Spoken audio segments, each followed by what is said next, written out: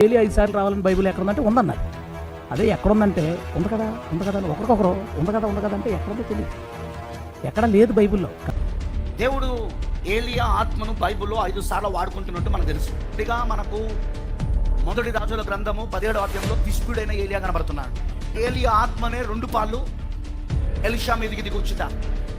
Next తర్వాత మళ్ళీ ఏలియా వస్తాడని మలాకి 4వ అధ్యాయంలో 5-6 వచనముతో పాత నిబంధన ముగించబడుతున్నది. ఆ మాటల యొక్క నెరవేర్పుతో, అంటే ఆ ప్రవచనము 400 సంవత్సరాల తర్వాత ఆ ప్రవచనం యొక్క నెరవేర్పుతో కొత్త నిబంధన మొదలవుతా ఉన్నది. అతనే బాప్తిజమం ఇచ్చు యోహాను. తర్వాత మరలా మొదటి రాకడ ముందు ఎలాగైతే ఏలియా వచ్చాడో, ఇప్పుడు 2వ రాకడ ముందు కూడా మరలా ఏలియా వస్తా ఉన్నాడు. ఆయనే విలియం మ్యారన్ బ్రెన్హామ్. ఆ తర్వాత 5వసారి దేవుడు వాడుకుంటున్న ఏలియా, అది ప్రకటన 11లో ఈ వధువు ఎత్తబడ్డాక 7వ బూర ఇజ్రాయెలుకు ఊదబడినప్పుడు మోషే ఏలియాల వల్ల ప్రత్యక్షం కాబోతున్నారు.